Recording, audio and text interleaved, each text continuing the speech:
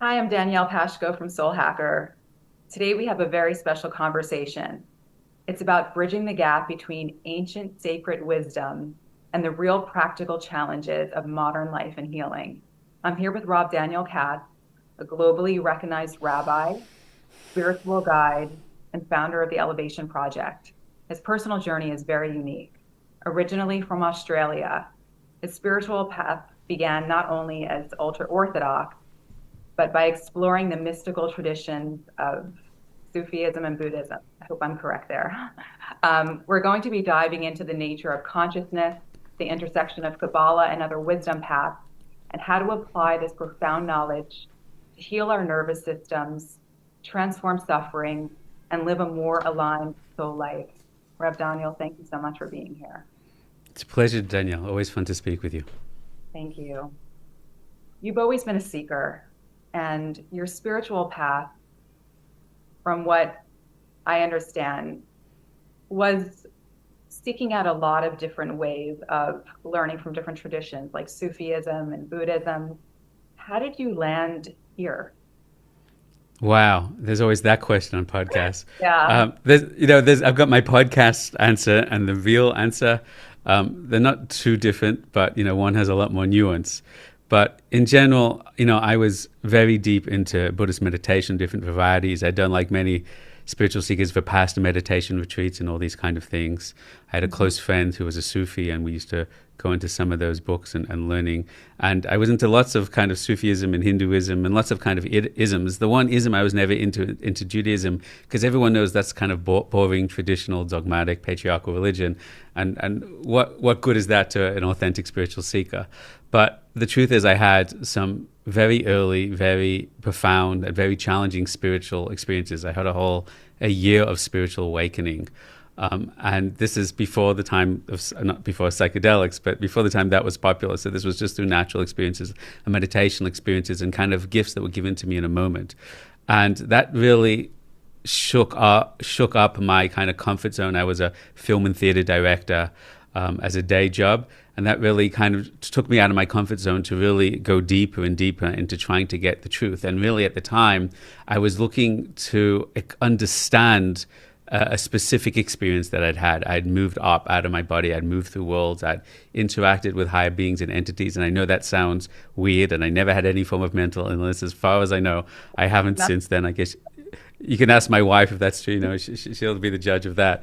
But, there were very specific things that I experienced without any form of plant medicine, psychoactive substance. So that really, before I was into Buddhism and into different traditions, I was a spiritual seeker trying to understand my own internal world and the higher worlds and the meaning of life. And as a film and theater director, I was always writing shows and films about that subject. But this experience really shook me to my core. This experience kind of gave me a kind of map that I wanted to understand. And the short answer to the question, I was on some international travels. I ended up meeting some teachers that could really explain to me exactly what I saw, exactly where I went. And it was so shocking to me that there was a map that was so definitive to understand those places, those experiences. And there was a map that was so clear on consciousness. When I started learning Judaism, I wasn't learning from like a Jewish religious perspective. I was learning these mystical meditations and a mystical path, which I thought was profound. And I never, ever, I remember a cool girl told me one time, we were chatting, and she said that, I was talking about reincarnation in Hinduism. And she said that that's part of Judaism. And I remember laughing so much. That stuff, they stole it. They stole it from the Hindus, from the Buddhists. That stuff isn't really in Judaism. And I remember she opened up these classic works in Shara Gilgulim that today I can learn and study. I didn't understand the text then. But how deep the mystical path of transformation and healing modalities are woven into the Torah Kabbalistic tradition. And it's heartbreaking to me that we've lost connection to that shamanistic side of the Torah tradition.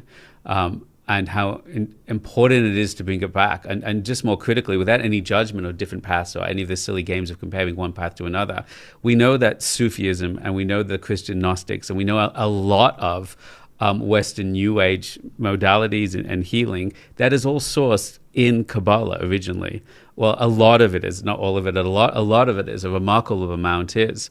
So for me, it was a realization that the value of exploring what was unfortunately my own tradition, but to realize how central that model was and profoundly deep and universal that insight was into consciousness, into healing, into inner mastery.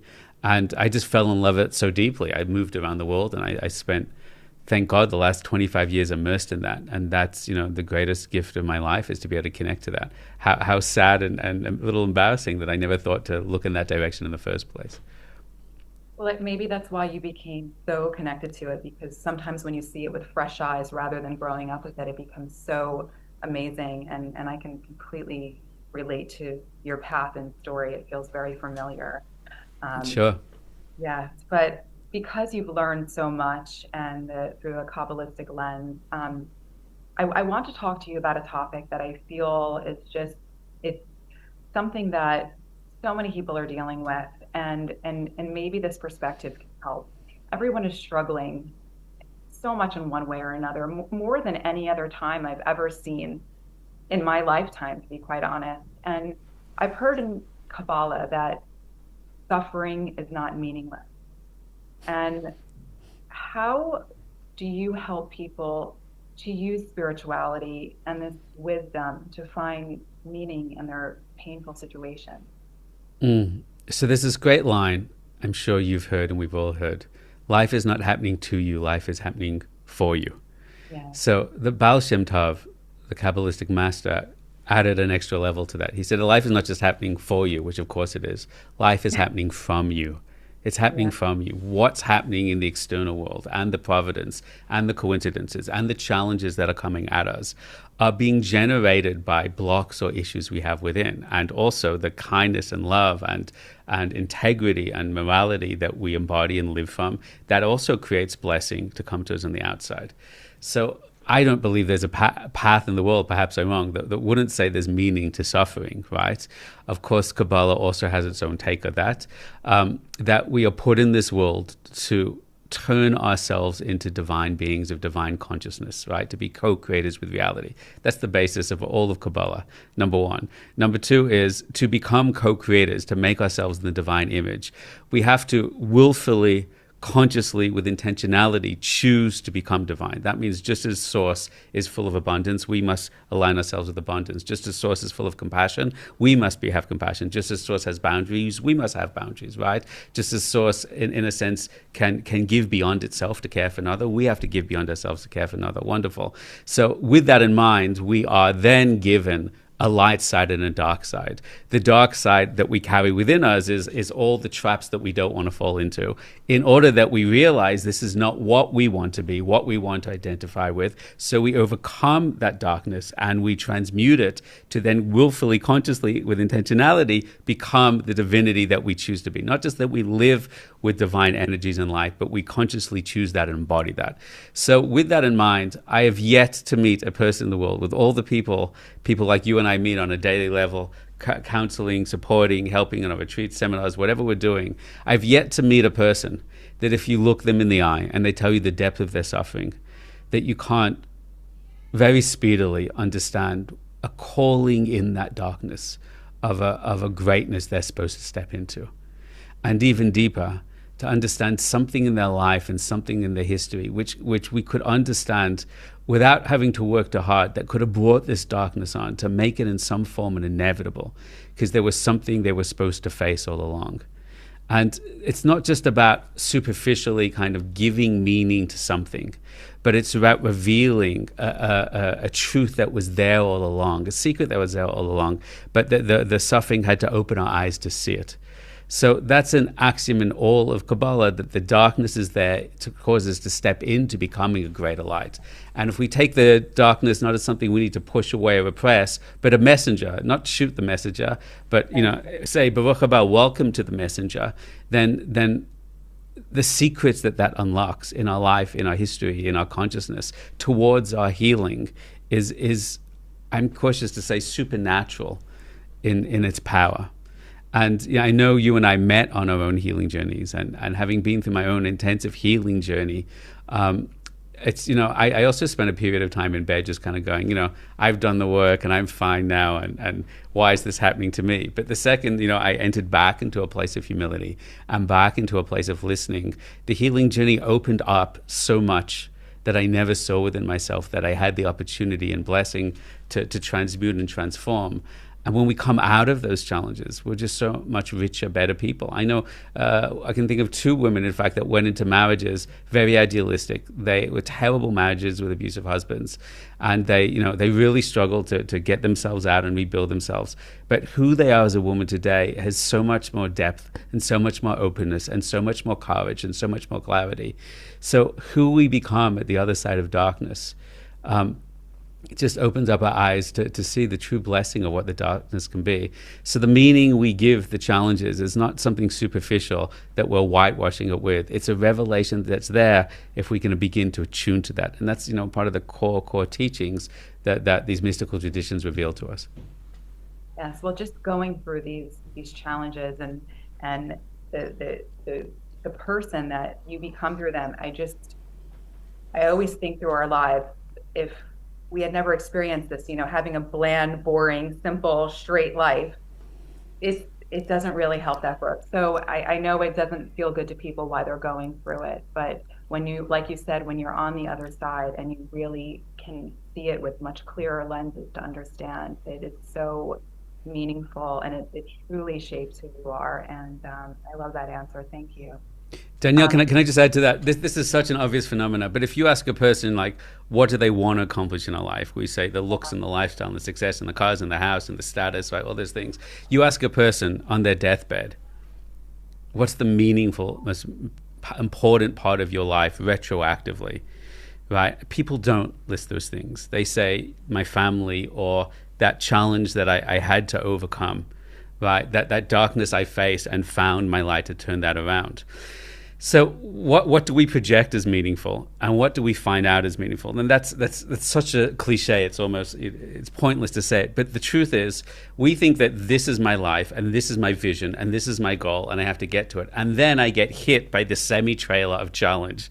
And then the whole time I'm like, I just have to get over that to get back to my life. I just have to get over that to get back to my vision, to get back to my success.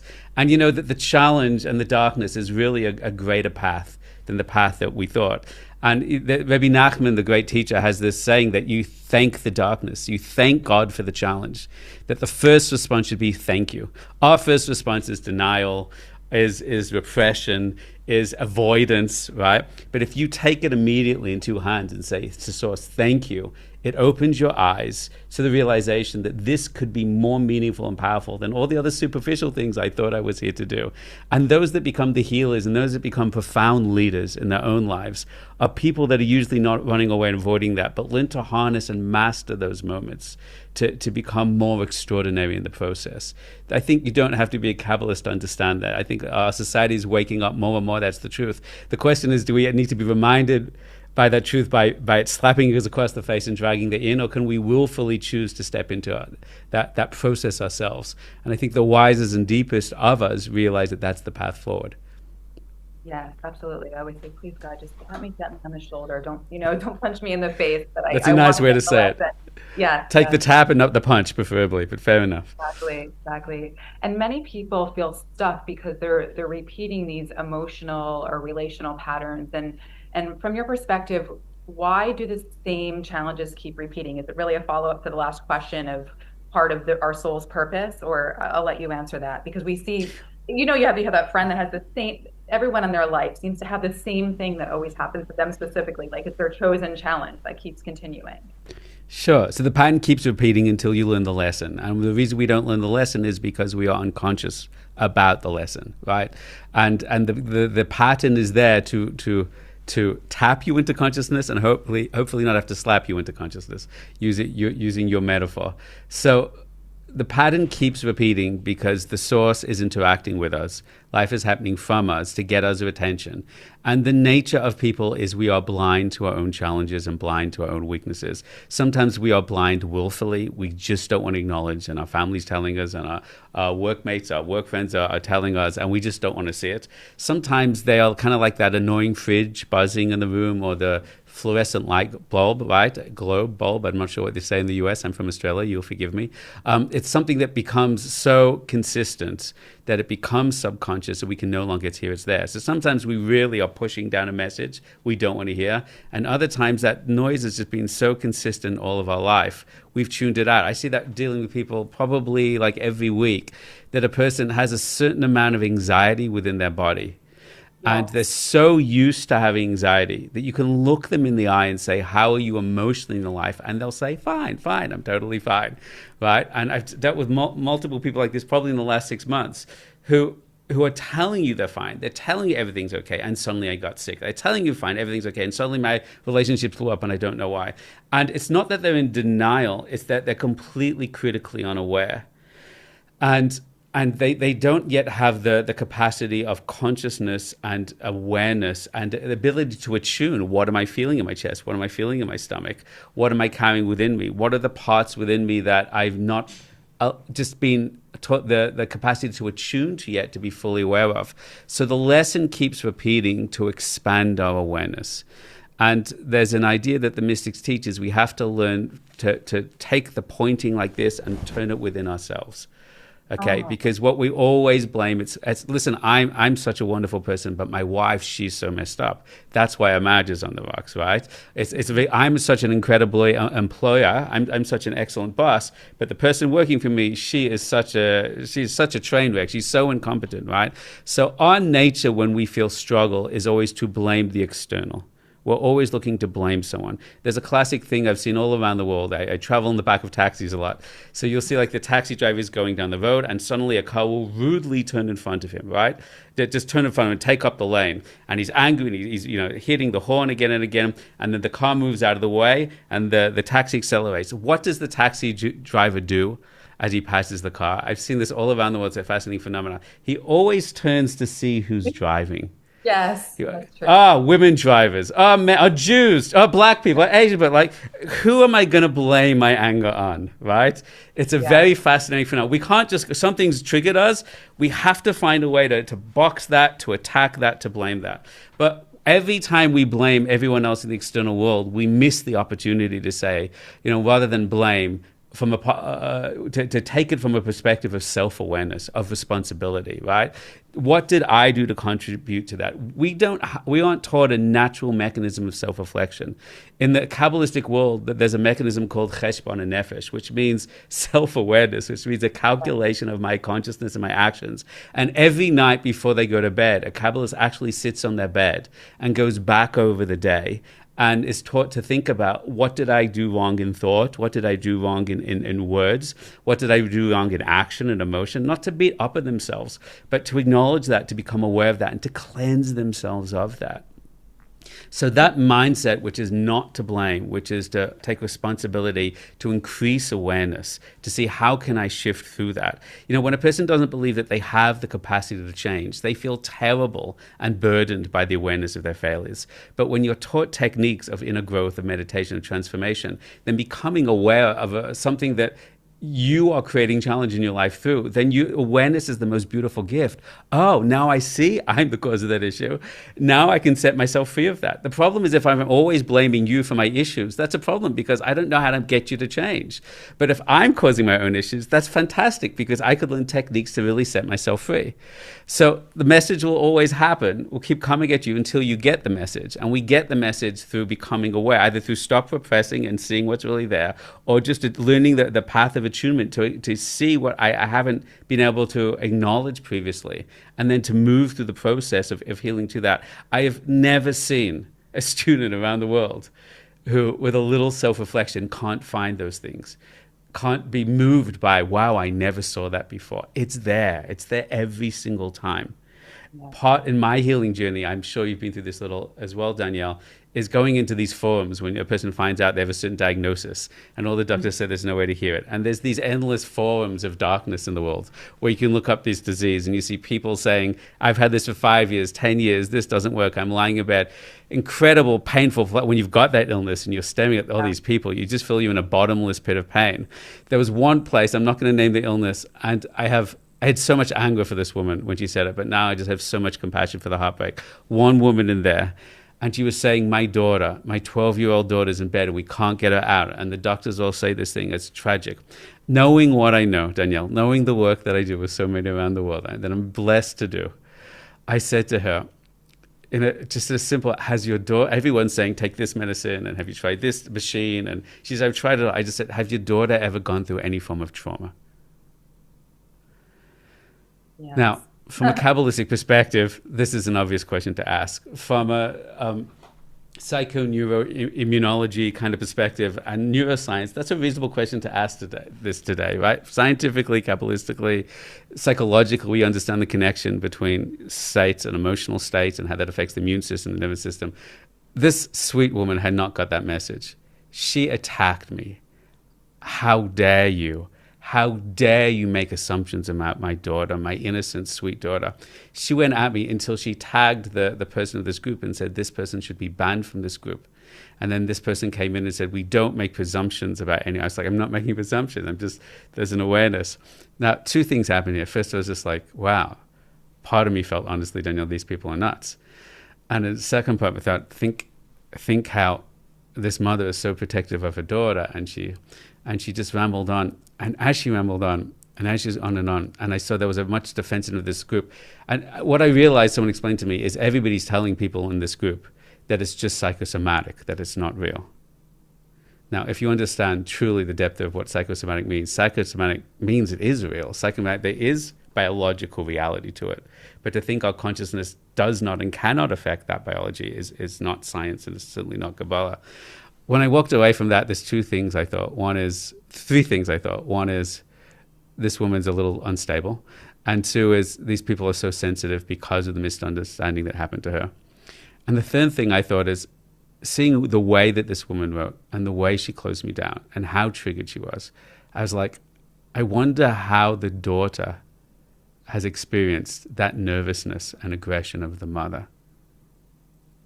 That is such a good point. Yeah, it's so it's really it's such a hard thing to communicate so many times to people. Even I know when I've tried to speak to them about their emotional state and their sickness. And my first challenge, I had cancer at 30. That's not normal. And I'm aware of that. And I also know I lost my parents when I was a kid, and I never dealt with Yeah. them. And I never spoke about it. And if we even think about the chakras and even communicating, I was so suppressed. So do I think there's a connection that I was a vegan and a yoga instructor and I worked out constantly and, I ate completely healthy at So a certain you've got this brand as super health awareness and super Yeah, connected, but right. there's an authentic truth is there's a whole part of your being that you're Yeah, intensely disconnected from that must be full of grief and tremendous abandonment and these elements yeah, as well. yeah. And when I Before you got cancer, Danielle, how aware were you that you hadn't dealt with that part of you? So I wasn't. I thought I was on a spiritual path. I was reading all the books. I was reading Many Lives, Many Masters. I was reading books on Kabbalah. I was reading the Bhagavad Gita. I was a seeker, but I was intellectualizing it. I That's it. wasn't doing any of the practices. I was sort of Right. like, if you asked me a question, I could pass a test on how this my spiritual acuity, Right. but I did not practice it. And I think because I did not, that was something that was a wake-up call. You talk about the way these things affect we keep having the same thing happen. And that wasn't my first health challenge, but finally it's like I got the message. And it's amazing how trauma affects us. But the doctors did not want to hear it when I brought that to their attention. How much do you believe now that you're moving beyond that and you're moving into a much stronger place, thank God? How much do Thank you believe that the emotional awakening and healing was part of the cure?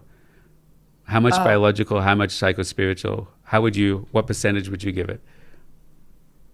I think that, I mean, the biological part in terms of treatments and all of that, they help, but it can return if you're not dealing with a psychospiritual. Right. And so I think that part is so critical, and my consciousness and the way I think about my health and my future and not getting stuck on diagnosis is, I think, like you spoke about those chat forums, I think they could be highly destructive Mm. because people live in that I'm sick. I mean, you even see on people's profiles on social media. They write out every single illness that they have to kind of explain themselves as their identity. And Yeah. I also can have compassion for that because it's terrible. No one should be sick. It's one of the hardest things to ever deal with.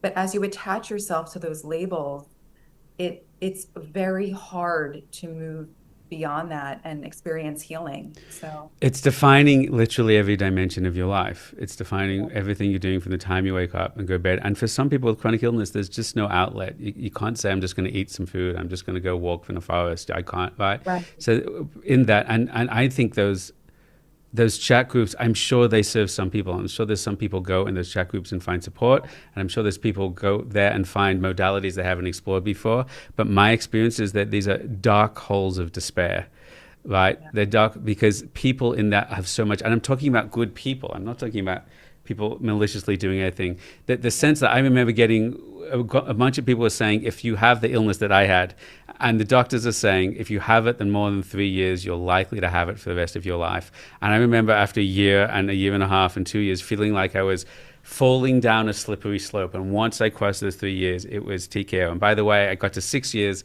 and then I pulled out, just so anyone listening can be aware Thank of God. that. That's So, beautiful. Wow. but the sense that I can't find, did you try this? That didn't work. Did you try this? I cracked all this neuroscience and I worked out that this supplement with this supplement, you take this. And, I worked on that for 6 months. How did it go? It still didn't work. But, I learned, right? So there's these people that are scrambling with all their heart to save their lives and they can't find the way out. Now, you and I had this discussion a little briefly a couple of weeks ago. I have this weird sense, and I'm sure it's not true for all of the people all the time, but I found for myself, and you mentioned it too, many times I prayed that if I found an answer of how to get out, I would want to know what it is. I'd want to bottle it and share it with everyone I could in the world. And now that I'm at the other side, I simply can't do that. Not because I'm not willing to give away the secret. It seemed to me, while there's very particular things that seem to benefit me and shift, and mostly things from the Torah and Kabbalistic tradition, when I learned to trust myself and stop looking to be healed by medicine or healers, all those things, and starting to trust intuitively what I think is the course and dive deep, that's when I opened up. But the point that I want to speak to is, it seemed to be that when one little thing began to shift, 10 little things began to shift. There seemed to be periods, and Kabbalistically this is true, when nothing worked, no matter everything we thought at the time, the money, energy, the best doctors, the best healers, nothing worked. And there seemed to be an energetic shift when one thing started to work, a bunch of small things started to open. And that's something that I seem to notice as well. There's periods to kufa when we have to go through something, and there's periods of the shifts. For me, Kabbalistically, what triggers a shift in the period, in the energy around that situation, our relationship with that? I think that's a very critical question in the healing process. You saw something like that as well, correct? Definitely. But I mean, for me, nutrition partially played a role. There were some other things, but prayer played a tremendous role in my healing. And I always prayed, but I started to pray differently.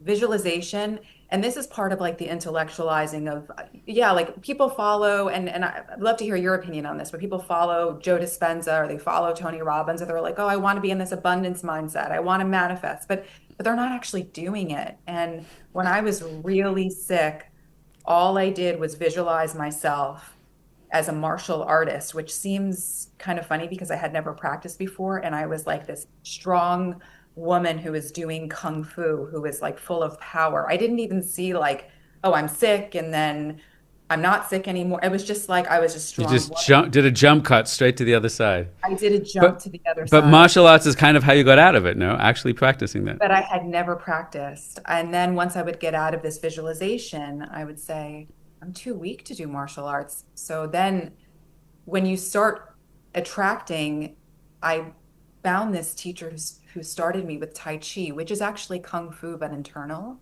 And we started doing these internal martial arts, Tai Chi, Qigong. And then eventually, after about 6 months, I went through, after the cancer, I had chronic Lyme disease, long COVID, I had blurred vision, uh, hard time regulating my heartbeat and my blood pressure, fainting spells, a lot going on, but I wasn't strong, major fatigue. And I built up all of that enough where 6 months later, he said, you should go to this martial arts school in New York City, which was like the top kung fu studio that's a lineage of Bruce Lee.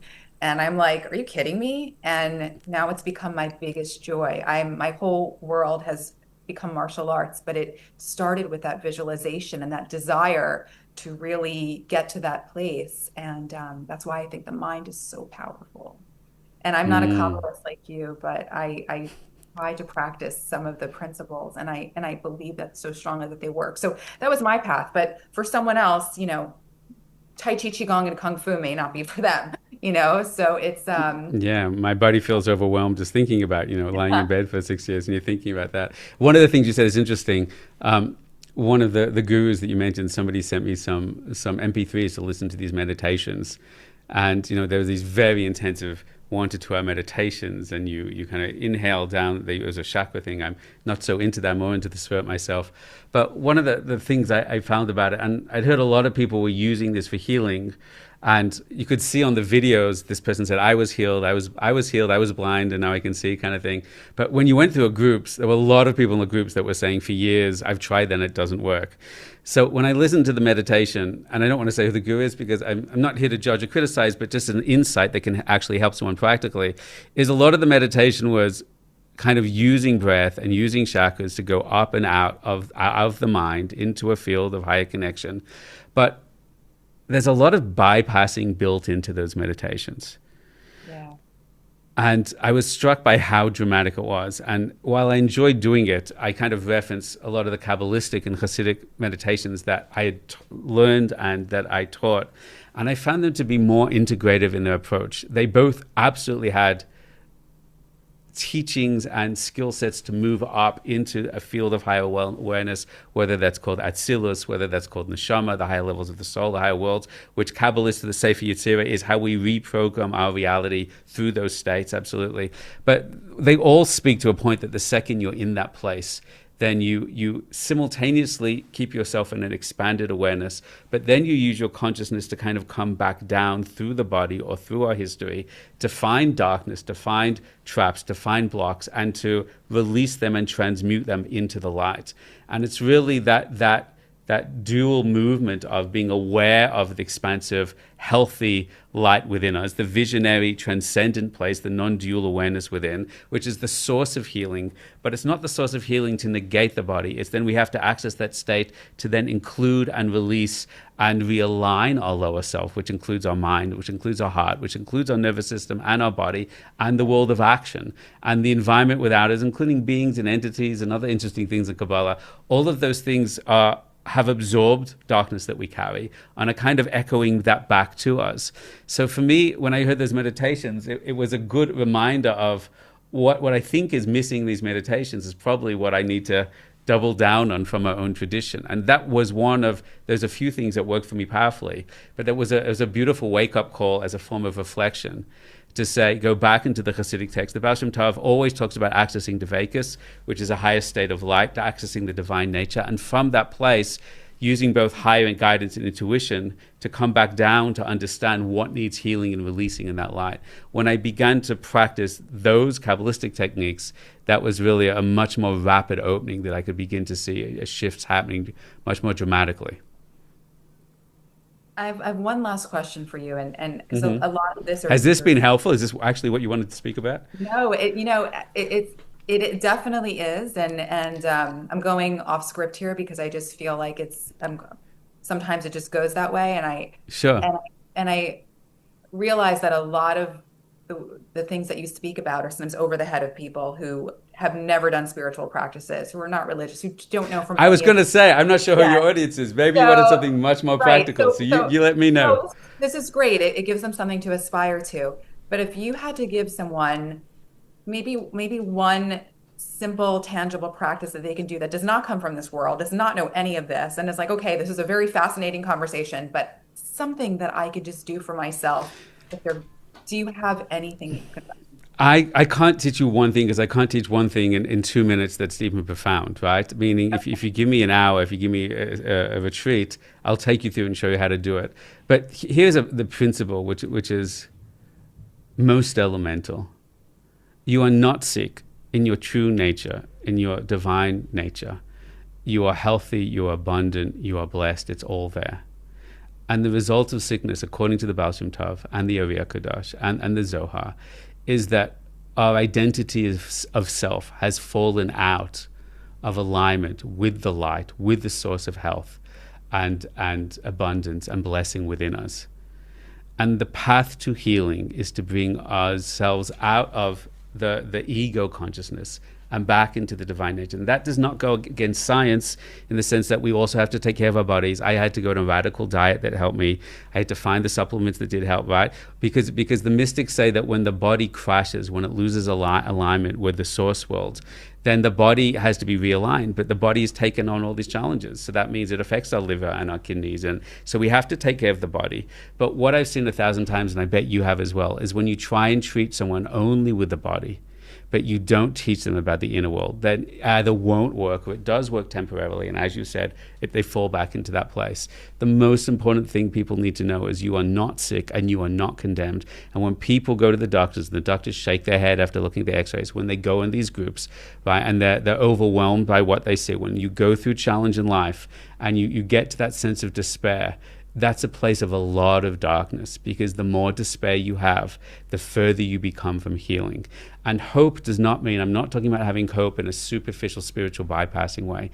It's learning how to access that place where you directly experience the truth of your health, the truth of your sanity. One of the most important things people going through challenges, they need to learn to trust themselves. You can't trust the doctor and not listen to yourself. You can't trust the spiritual guru and not listen to yourself. When I learned to listen to myself about what was right for me and wrong for me, people don't always make the best decisions from there, but that also has to come from there, right? When I learned to access that place, when I learned to access the place of healing within me and trust the intuition from there to guide me, then I could begin to see very, very like an open book, what was the cause, true cause of my issues, and what was and this is a word you and I spoke about a little before the session began, what is the most efficient path to healing? Not try this medicine and this technology and you have to go fly around the world and do this blood test. What is the most direct and efficient path to healing? That is given to you. The more we access that light and source, the more we trust from that place, and the more we enter into despair and panic, the more we get confused, the more we waste our money, we go after things and we spend all that money, we did a whole treatment and we say, I knew it wasn't going to work in the first place, right? So what I found is once I accessed that place and I followed from that, led from that place and was guided from that place, then that's where a lot of blessings came and it opened up in a profound new way. So I know that's not practical, but I want you to know that miracles can happen. They do happen, and they happen when we lead from that place and that belief. If you call that a belief, if you call that a higher state, it's just a truth that people that find a path for healing access. I'm in Kabbalah and I can teach you amazing things from Kabbalah, but every wisdom tradition in the world speaks to something similar to that in its own language. So whoever you are, whatever you believe, even if you consider yourself a radical atheist and you believe in nothing, I don't care. I believe that there's a consciousness within you, a higher frequency that has this wisdom and can guide you through it. And if the more we are in panic about our challenges, about our suffering, the more disconnected we are from that place. And the more we learn to access that, the more guidance, the more wisdom, and the more clarity, and the more blessing we find on our path to healing and a solution. I hope in some way that helps someone just to hear that again. I'm sure you've heard it before as well.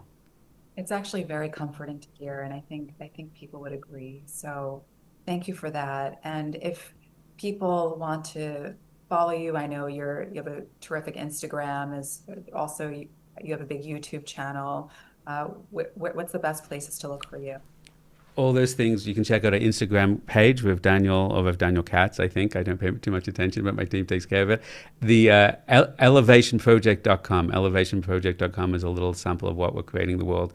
And if you come to one of our retreats or online learning app, come and say hi. Let us know you heard from me at Danielle's, and I'm happy to say hi and learn more about your journey. Wonderful. Thank you so much for taking the time to speak with me. Pleasure.